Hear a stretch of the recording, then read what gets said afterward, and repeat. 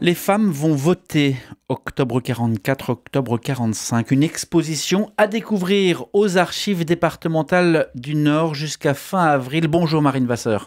Bonjour. Merci d'être dans ce studio. Vous êtes la responsable des publics aux archives et coordinatrice de cette expo. Alors, le contexte, il y a 80 ans, c'était le dimanche 29 avril 45. Premières élections en France depuis 12 ans. Ce sont des municipales, le pays est en guerre. Et pour la première fois, des femmes vont voter. Quelle est la proposition de l'exposition ? Alors, la proposition de l'exposition est faite dans le cadre de notre programmation autour du 80e anniversaire de la libération et des débarquements.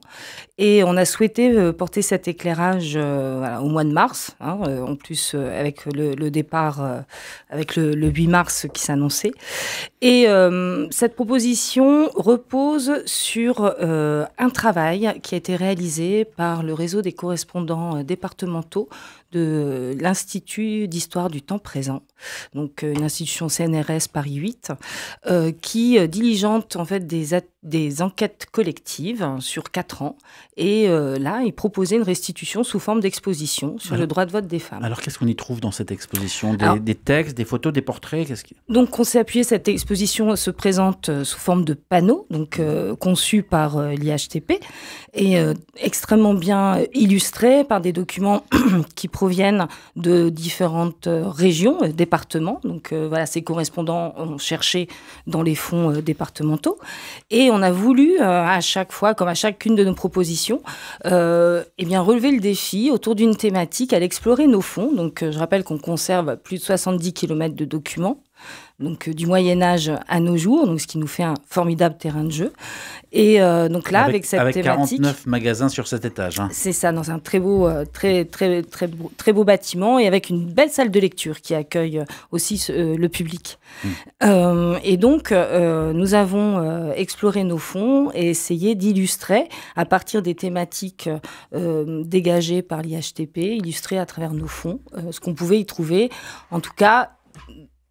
dans l'histoire de notre département, quelle trace cet événement symbolique et emblématique dans l'histoire de l'émancipation des femmes, comment ça s'illustre à travers nos fonds. Alors j'ai plein de questions, certainement vous allez y répondre. D'abord, qu'est-ce qu'il fallait pour s'inscrire sur les listes électorales ? Donc la loi est votée l'année précédente, c'est les premières élections qui arrivent, et qu'est-ce qu'il faut pour s'inscrire ? C'est pas une loi, c'est une ordonnance. Une ordonnance. Et de ce fait-là, c'est assez justement étrange, c'est une ordonnance, ça n'a pas été, validé par une loi, et ça, c'est un peu, on va dire... pas contradictoire, mais par rapport au combat des femmes pendant toute la première partie du XXe siècle, qui ont réclamé ce droit de vote en passant par la Chambre des députés et cette revendication qui a été retoquée par le Sénat de nombreuses fois. Là, ce droit de vote, il a été, on va dire, prescrit par une ordonnance. Donc, pour voter, il fallait aux femmes son livret de famille, sa carte d'identité et sa carte d'alimentation. La carte d'alimentation. Oui. Pendant plus de 150 ans, donc, le droit a été réservé à leurs frères, à leurs pères, à leurs maris et donc pas aux femmes. On a du mal à s'imaginer là vous parlez de lutte finalement, des refus qu'il y a eu, et la résignation. Entre la lutte et la résignation, comment ça s'est passé ? Comment s'est fait l'ouverture ? Alors, la résignation, je ne sais pas, si on peut parler de résignation, puisque les mouvements, les associations féministes se sont mobilisées dès le 19e siècle, et on en trouve trace dans le Nord, dans nos fonds. Mais j'ai réécouté Françoise Giraud qui disait, à l'époque, en fait, on n'avait pas le droit de vote. On s'y faisait, évidemment, on aurait souhaité, mais voilà, on s'y faisait, et on essayait de convaincre les hommes. Oui, donc ça passait aussi par un sentiment d'illégitimité, les femmes estimaient n'avoir pas été éduquées aussi au vote et à la vie politique.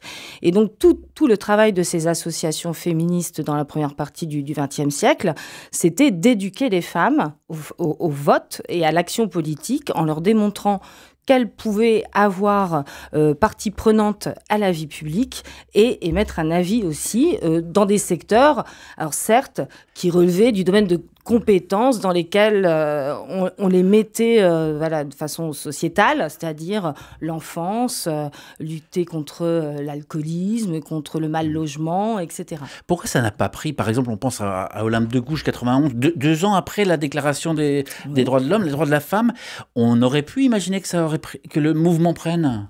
Ah oui, surtout qu'en 1848, on a eu le suffrage universel pour les hommes. Et donc là, encore une fois, la femme n'a pas été reconnue comme citoyenne. Pourquoi ça n'a pas pris? C'est que le Sénat, les hommes politiques en général avaient peur, avaient la crainte. C'était quoi l'argument contre? Mais que la femme, il fallait qu'elle reste au foyer, et que le fait qu'elle vienne sur la vie publique, sorte de ce giron-là, pouvait déséquilibrer la société. Et en plus, qu'allait-elle voter? Est-ce que ça ne renverserait pas justement les tendances politiques qui tenaient à leur place aussi sur l'échiquier? Alors justement, on avance, on arrive à ce scrutin et l'équilibre politique, les femmes sont finalement plus présentes que les hommes lors de l'élection. Parce que démographiquement... en tant qu'électrice. Exactement. En tant qu'électrice, parce que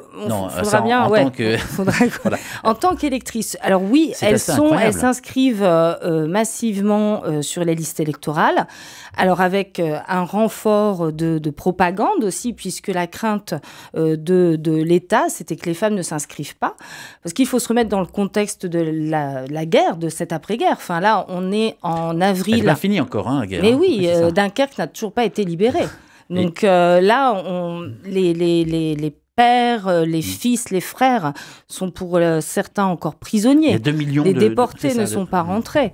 Donc il y a des problèmes de subsistance énormes, mais qui mettent la problématique de ce fait-là sur comment survivre. Et l'autorité, on va dire l'État, a peur que les femmes n'aillent pas s'inscrire. Donc on mobilise beaucoup, on fait en sorte aussi que certaines attitudes qui pourraient empêcher l'inscription des femmes sur les listes électorales soient bien surveillées, parce qu'on avait peur effectivement que le fait que les femmes s'inscrivent, ça puisse favoriser un parti politique, une tendance politique plutôt qu'une autre.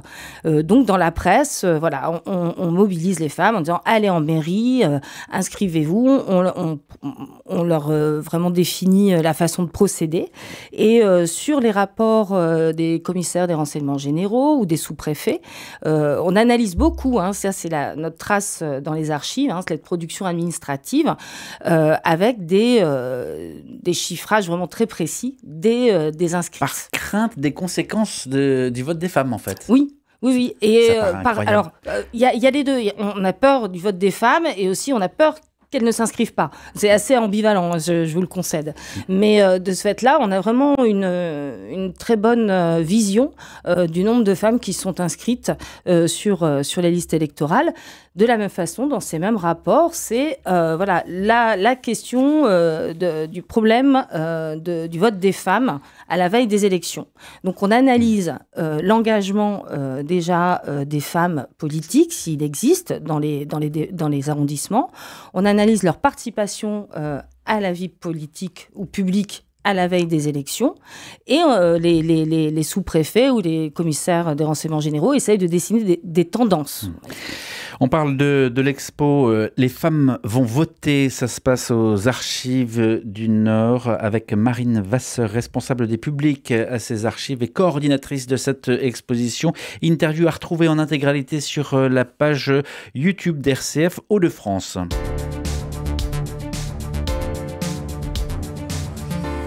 Et d'ailleurs, on parlait des chiffres à l'instant. L'inscription sur la liste a donc été un succès pour les votantes, pas pour de possibles femmes élues, mais le 52% de femmes, c'était le corps électoral, et 55,4% de femmes au final contre 44,6%. Ça paraît assez dingue.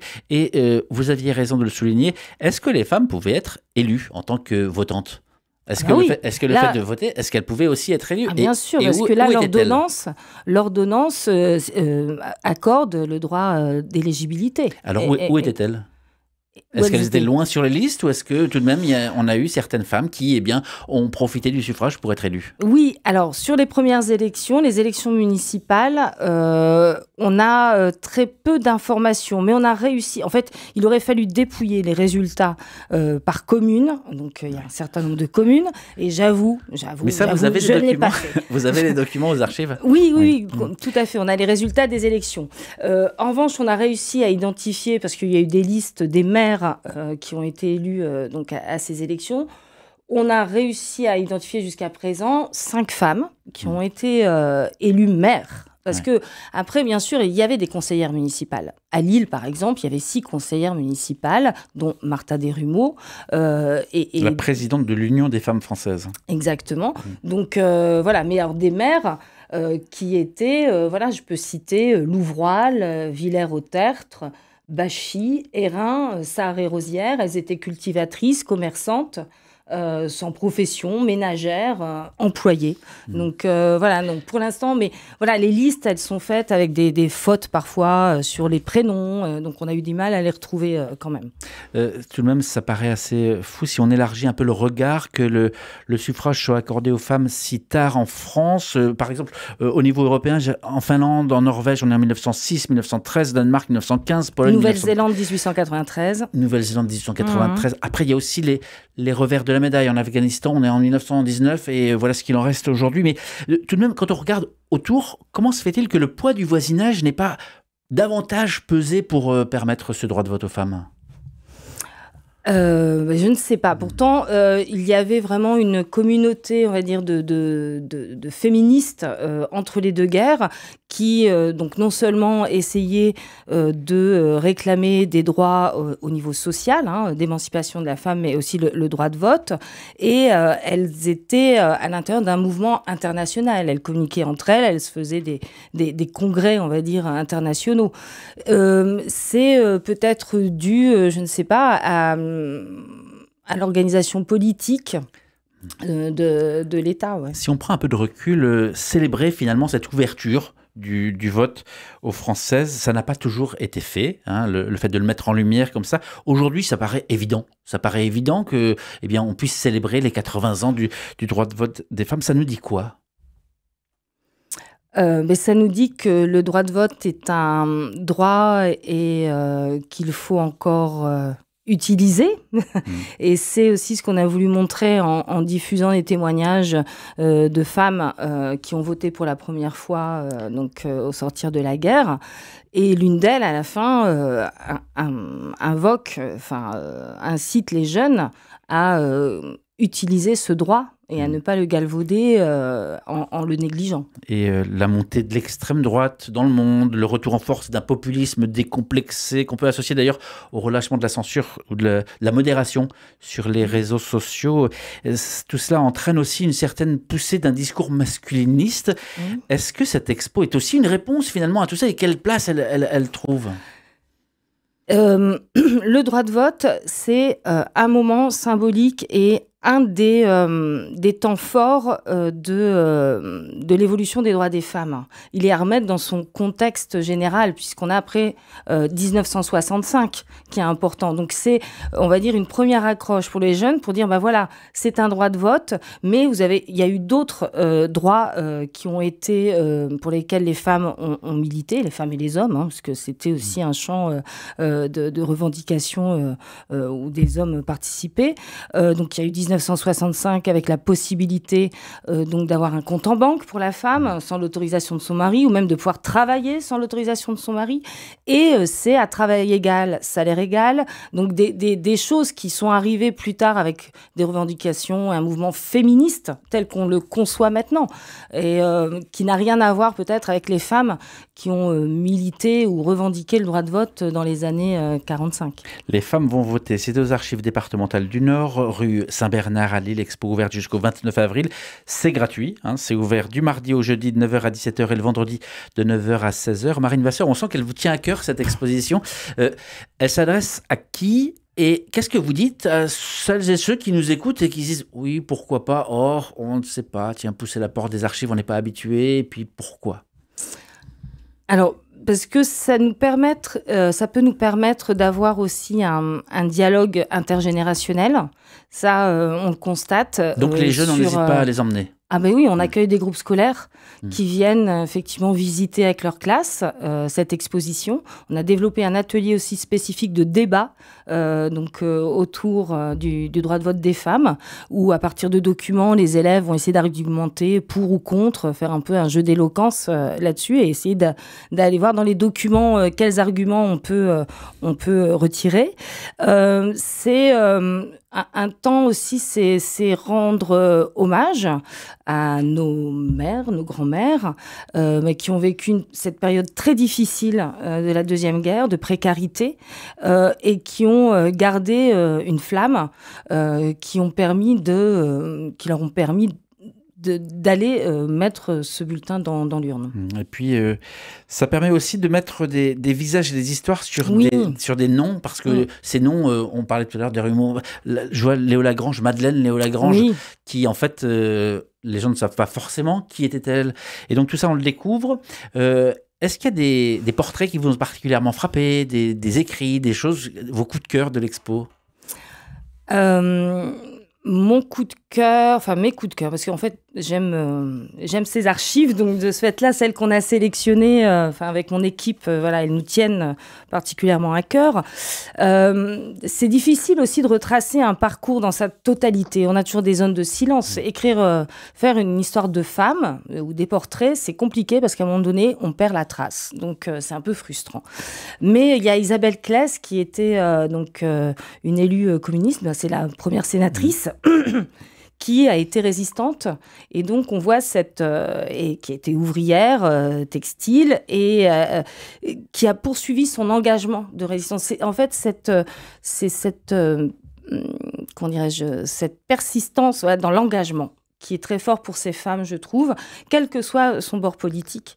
Et ça, pour moi, c'est très fort. Et après, c'est, même si ça ne fait pas fantasmer beaucoup de personnes, mais des rapports de sous-préfets ou de commissaires de renseignement généraux, il y a cette phrase qu'on aime beaucoup, ce rapport le sous-préfet d'Avesnes, au lendemain du premier tour des élections municipales, qui explique que les femmes se sont rendues au bureau de vote de façon massive et qu'elles avaient voté avec dans la main gauche le bulletin de vote et dans la main droite le sac à provisions vide. Et donc il y a parfois des fonctionnaires qui ont des formules mais formidables dans un rapport complètement administratif et de renseignement. Une expo à découvrir jusqu'à fin avril. Merci beaucoup Marine Vassière d'avoir pris le temps votre invitation. de répondre à ces questions.